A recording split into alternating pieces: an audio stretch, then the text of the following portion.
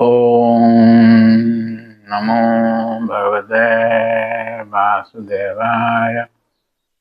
Hare Krishna, dear devotees, welcome to our ISKCON official YouTube channel. Today I am going to discuss the Bhag of the 10th canto, 16th chapter, text 12 onwards. From 10 to 22, these 13 verses describe the response of different devotees upon seeing Krishna in the coils of Kalya. I have left I stopped my speech before, and that from that point I will start again. So, atha braje mahotpata vividha hi atidarunah utpetur bhuvi divi atmani asanna bhayasansinah. That means in the Vrindavan area there then arose all three types of fearful omens, those on the earth, those in the sky, and those in the bodies of living creatures, which announced imminent danger. Lord's associates also this is happening. The purport, Srila Prabhupada Maharaj disciples quotes from Srila Sridhar Swami, where he says that the omens were as follows. On the earth there were disturbing tremors, in the sky there were meteors falling, and in the bodies of creatures there was shivering, as well as quivering in the left eye and other parts of the body. These omens announce imminent danger. That is the arrangement of the Lord. So, Sanatana Goswami in Brihad Vaishnava Darshan says that these omens appeared in order to bring great devotees like Nanda and others to the lake to show the great wickedness of Kaliya. Also in the next verse 13 to 15, these three verses describe response. Tan alakhya bhayodvigna Gopa Ananda Purogamaha Vina Ramena Gha Krishnam Gyantva Charaitum Gatam Tair Dunnimite Nidhanam Matva Praptam Atadvidha Tat Pranastan Manaskaste Dukha Shoka Bhaya Turaha आबाल वृद्धवनिदः सर्वे अंग पशु वृतयः निर्जग्मुर गोकुलादिनः कृष्ण दर्शन लालसा. Very nice Sanskrit composition. You can understand this Sanskrit, you can release it more.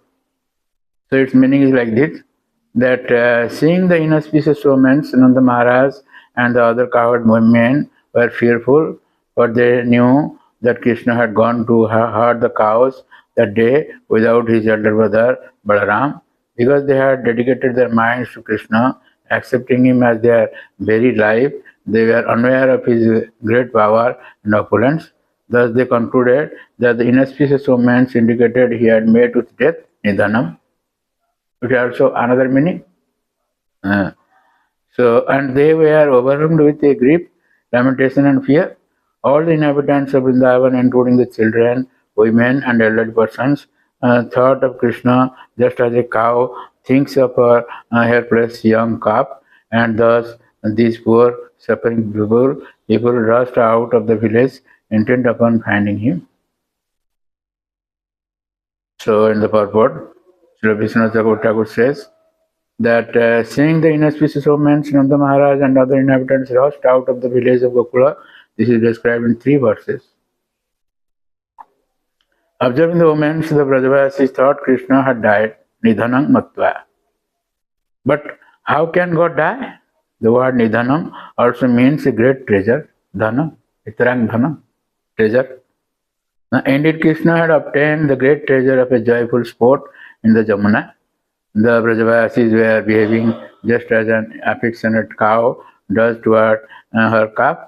Overwhelmed with fear and unhappiness, they rushed out of Gokula in great anxiety. So,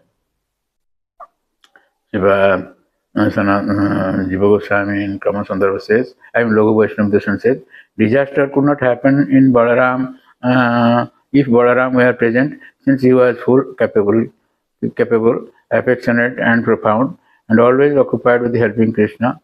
Three verses can be taken as one sentence with the verb in verse 15. Or this verse can be taken separately with the verb Babu understood. Babu means understood. Seeing the woman, the coward headed by Nanda became agitated with fear. Nidhana means death. They thought Krishna had died, but the ingenuity of words, the phrase can mean great treasure, Nitarang Dhanam. They thought of him as the greatest treasure. They didn't think about his powers, Atadvidha. Why did they develop doubts? He was their life, and their minds were always absorbed in him.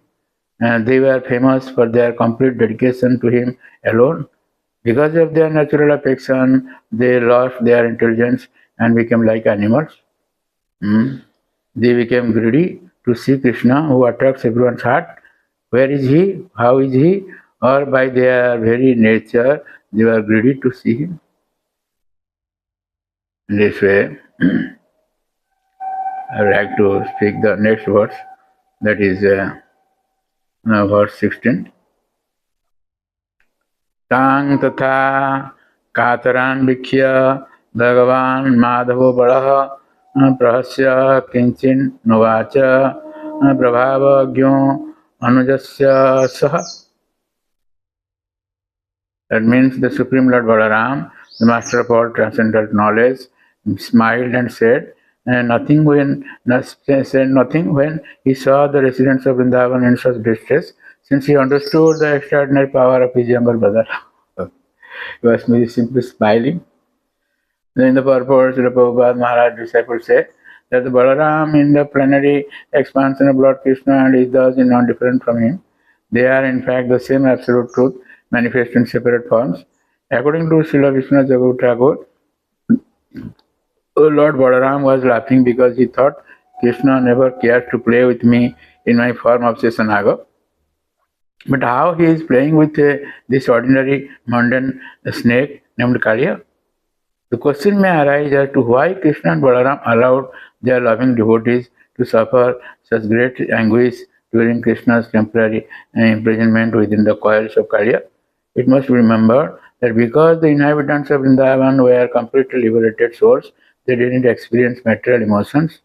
When they saw their beloved Krishna in apparent danger, their love for him intensified to the highest degree, and thus they merged completely into the ecstasy of love for him. The whole situation has to be seen from the spiritual point of view, or it will not be seen at all. So, Shiva Sanatana Goswami says that seeing them directly, fearful or agitated, and though they were full of all knowledge, or seeing them in such a fearful state, he who was dear to his younger brother, Balaram, laughed loudly. He laughed loudly. So, laughed loudly but said nothing at all. Or he slightly laughed and said nothing, because he was omniscient, and more particularly had appeared in the dynasty of Madhava, and thus knew the powers of his younger brother. Or he knew the intentions of his brother in acting the way to punish Kalya. He smiled in order to lighten their lamentation. He said nothing to assure the people that he knew Krishna's intention. Or his laughter and silence is an indication of Sukadeva's anger in love towards Balaram. He was supremely independent or indifferent and appeared in the Madhu dynasty without the soft heart of a coward. Or he was a drinker of honey, liquor, and strong but not intelligent because he was holding a plough. Therefore his laughing and silence were suitable to him. प्रति श्लोके प्रति अक्षर नाना अर्थ का है. In this way, different acharyas have gone deep into the words and they have given this purport. So I'd like to stop here with a request to subscribe, share, and like our channel and get the blessings of the Lord. Hare Krishna. Hare Krishna, Krishna